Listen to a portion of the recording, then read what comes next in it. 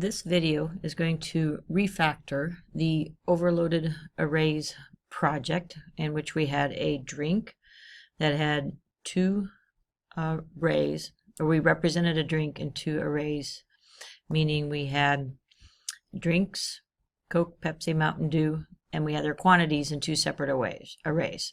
This program is going to show you how you can create something called a structure to minimize the duplicate code and also organize some of your data. So what I have done is created what's called a structure. I believe structures are introduced in your textbook in chapter 8. And the keyword struct has to be used when you're creating a structure. The name of the structure is followed after that. It's just like a class name. You name it with a capital letter. And then this particular structure is going to have a name that's going to represent the name of our drink. And then it's going to have a quantity, or excuse me, an amount that represents the amount left in like a vending machine, or the amount left in inventory would be the example.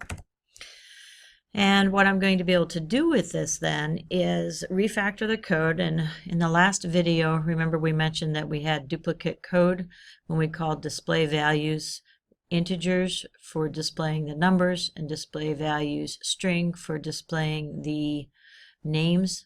They were overloaded methods.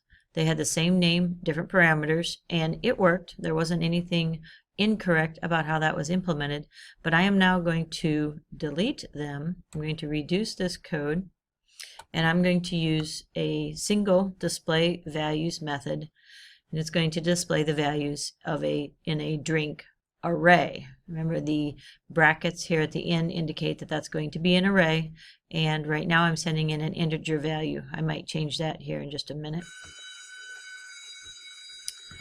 Just ignore the bell, please. And much of the code is similar. I'm going to create an array like I did before. So I used my constant array size 5. And then I'm going to create a drinks array. So when I first started to create this, you use the keyword drink as you see.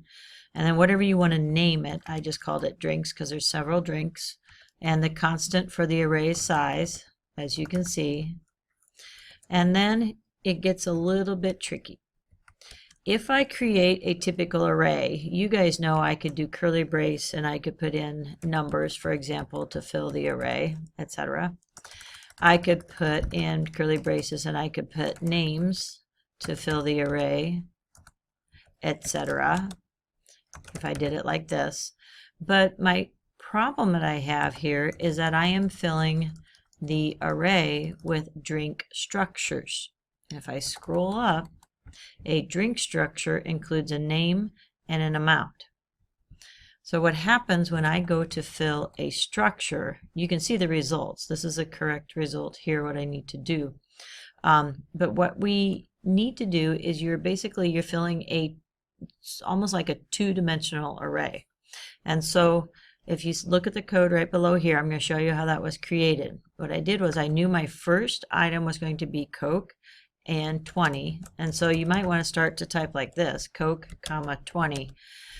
But we had to tell the compiler that that's actually one data item. So we have to wrap that in another set of curly braces to tell it that's a one structure item. And then in the curly braces with a semicolon. Now, this first line would initialize element 1 to be Coke 20, and the rest of them would be empty. I wanted to fill everything at this time, and so you can see that's what I did with the line below. So I'm going to delete this now and then just look at what I actually typed.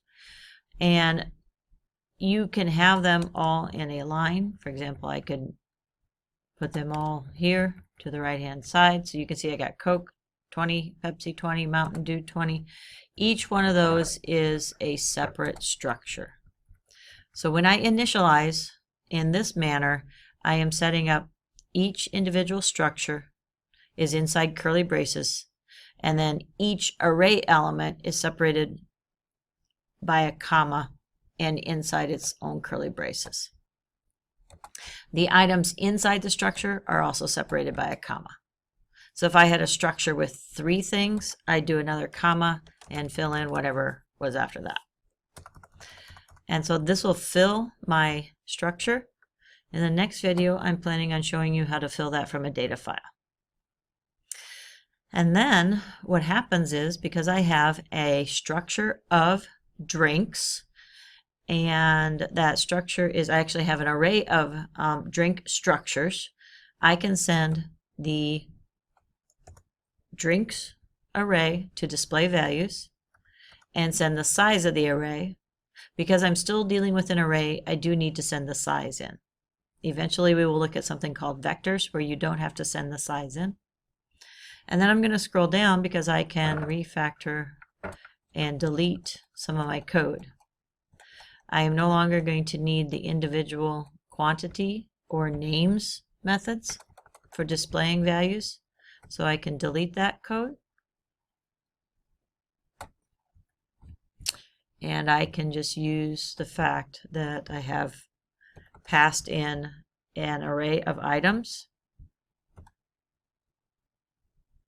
I'm going to use Control K, Control D to reformat my code. Remember, when you pass in an array,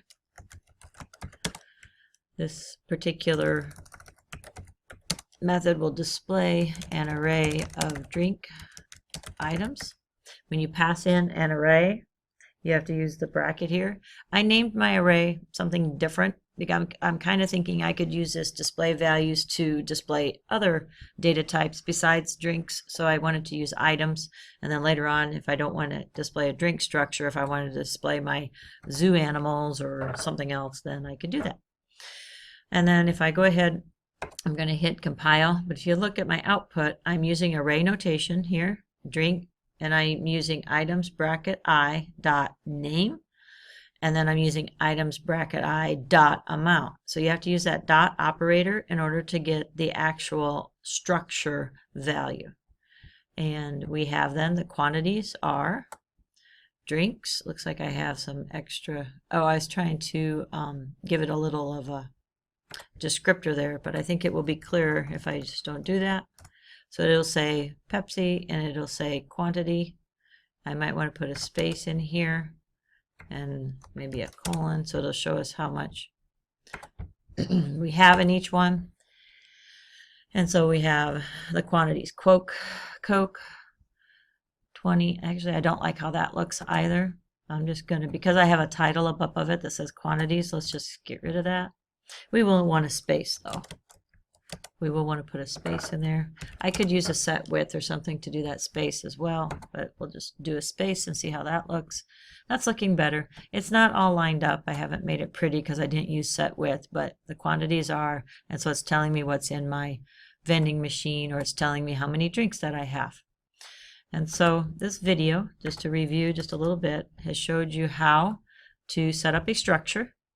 A structure is, you could kind of think of it like a class without any functions. All it is data items. So I had 2 data items, string and an amount. It allows me then to create an array that can hold more than one data type, because that was a limitation on arrays, that it could only hold more than one data type. Well, now the array can hold 1 drink, and I have filled this array, and it displays the quantities in a method that accepts a one-dimensional array and accepts the size and displays the values. And that is it for this video. Thank you.